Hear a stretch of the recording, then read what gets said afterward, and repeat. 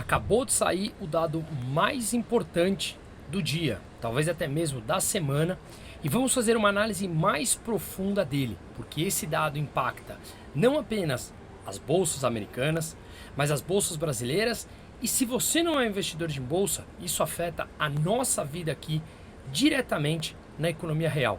Então vamos entender primeiro como veio a inflação americana, mas não apenas o dado geral, que é o que costuma aparecer nas principais manchetes. Vamos analisar ele detalhadamente, vamos entender item a item para saber se isso nos afetará e se sim, como nos afetará. Pois bem, o que é o CPI? O CPI ele mede a evolução dos preços de bens e serviços nos Estados Unidos. Em vídeos diários que eu faço aqui, eu mostro como é a relação direta entre política monetária nos Estados Unidos e, portanto, o valor da taxa de juros por lá e o valor da moeda americana interfere diretamente na taxa de juros no Brasil e em todos os outros países emergentes. Inclusive, ela influencia diretamente na nossa taxa de juros.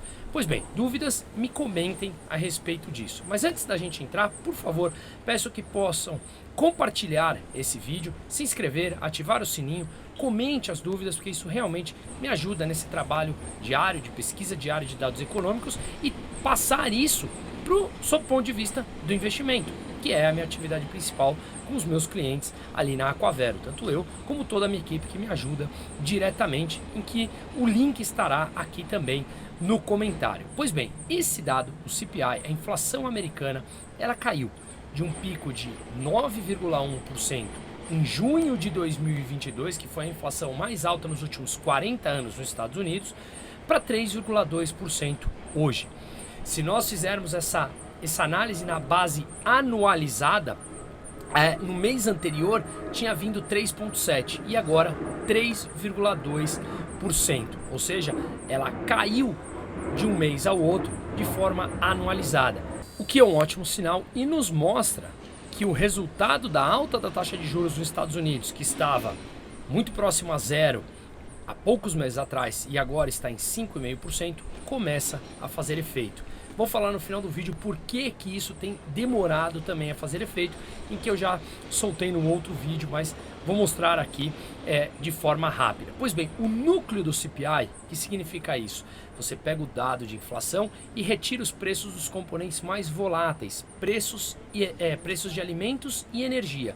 E aí é o núcleo da inflação. Então esse núcleo, ele subiu no mês 0,2%, abaixo também do que o mercado esperava.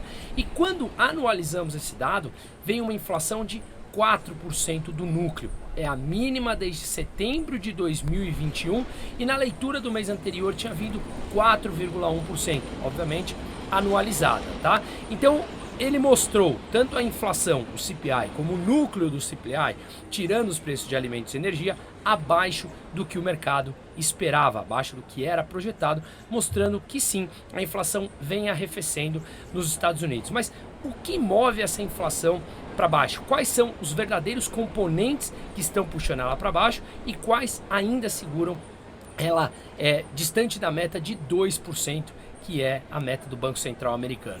Pois bem, vamos mostrar aqui, mas basicamente preço do petróleo, preço do gás, carros usados, gasolinas, serviços médicos, carros novos, alimentação doméstica, eletricidade, vestuário, alimentação fora de casa. São esses componentes que basicamente jogaram a inflação ou já puxam a inflação para baixo, com os preços caindo na economia americana. Agora, os gastos domésticos ou a inflação da habitação, que em inglês é chamada shelter, a shelter e o transporte são os únicos dois componentes da inflação que ainda possuem maiores preços, ou seja, mais inflação hoje do que em junho de 2022.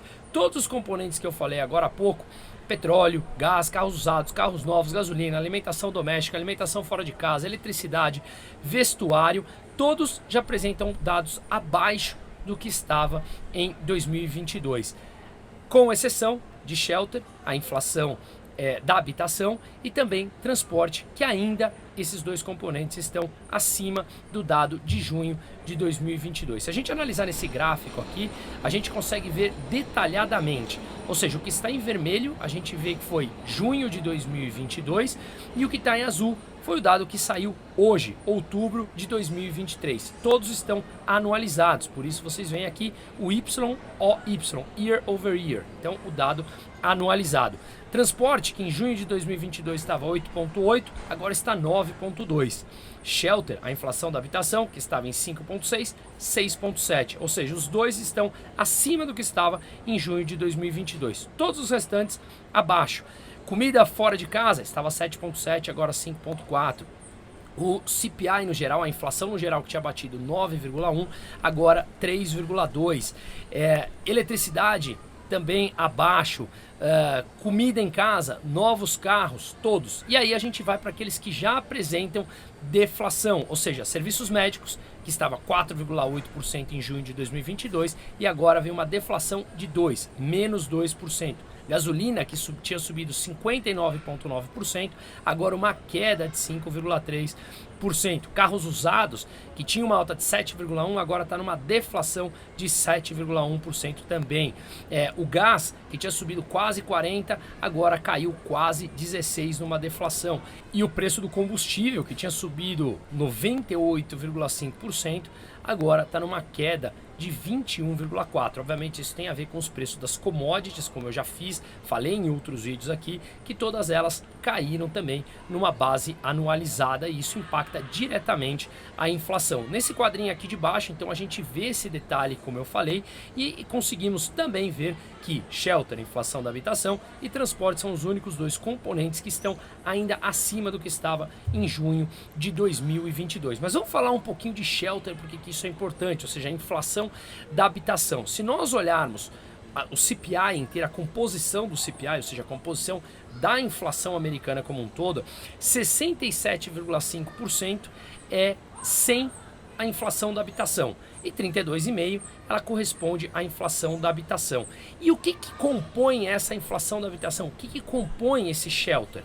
Quase 24% representa os aluguéis recebidos, 7,3% é o aluguel da primeira residência, e a gente tem ainda lodging away from home, ou seja, o alojamento, dormir fora de casa, representando 1% da base como um todo, e inquilinos e seguros domésticos representando 0,4%.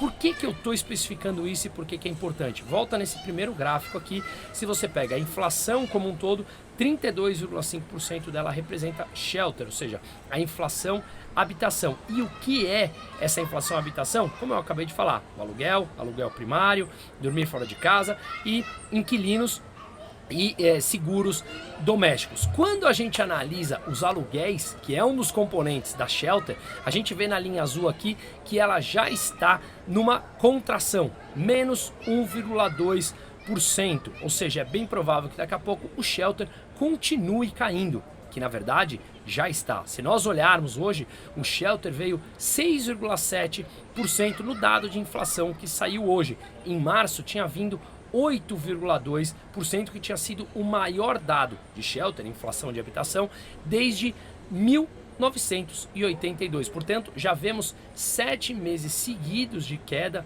do shelter, e isso deverá começar a impactar também a inflação e pode ser que eles consigam convergir esse dado de inflação para a meta.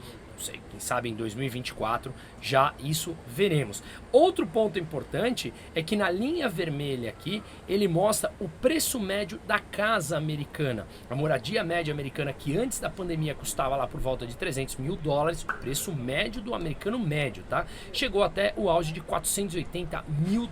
Agora já está na casa dos 440, ou seja, vemos também uma queda dos preços da habitação média do americano médio como um todo. Ou seja, podemos ver também uma economia já em desaceleração. Eu fiz um outro vídeo mostrando como há sinais de indicadores antecedentes que levam a crer que a economia americana já está num processo de desaceleração, poderá flertar sim com uma recessão, não sabemos se virá, qual a profundidade se vier e quanto tempo durará, mas sim, ela já está num processo de desaceleração. Ainda mais quando a gente vê que o americano médio está extremamente endividado, a dívidas no cartão de crédito ultrapassou 1 trilhão, já está quase batendo 1,1 trilhão de dólares, ao custo médio, ou seja, a taxa de juros anual de 21,5%, o que para o americano é muito alto.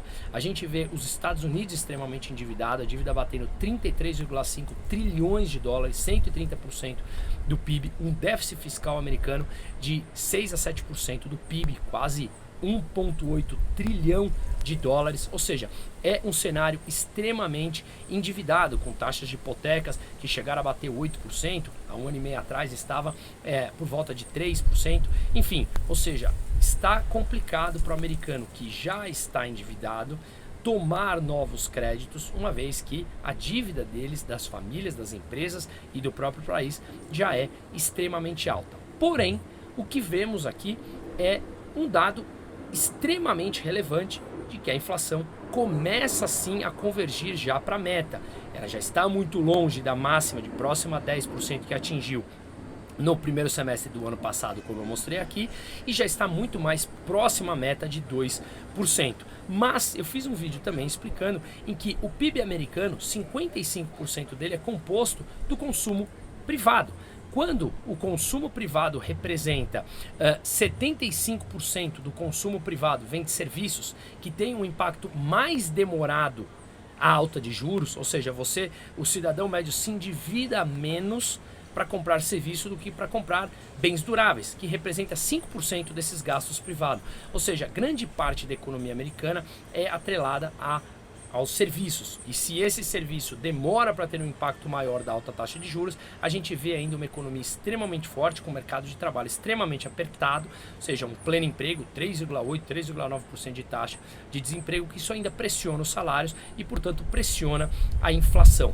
Mas, de qualquer maneira, já há sinais, como eu falei, da economia desacelerando, do alto endividamento americano, das taxas de juros mais altas começando a fazer efeito, e é bem provável que os Estados Unidos tenham chegado ao final do ciclo de alta de juros, uma vez que agora basta esperar o efeito desses juros mais alto para trazer a inflação de volta para a meta. Esses são os dados que temos hoje. Com o que temos hoje, tudo obviamente pode mudar amanhã, se uma guerra permanece mais longa, se há mais países entrando na guerra, o preço do petróleo sobe, isso acaba interferindo diretamente no componente da inflação, como eu falei aqui, mas com os dados que temos hoje, parece que a inflação sim está convergindo para a meta e os Estados Unidos devem ter chegado ao fim do seu ciclo de alta de juros. Isso não significa que eles cortarão a taxa de juros, mas que eles manterão a taxa de juros mais altas por um bom tempo, e isso força países emergentes, como o Brasil, a manter a sua taxa de juros mais alta também. E qual foi a resposta do mercado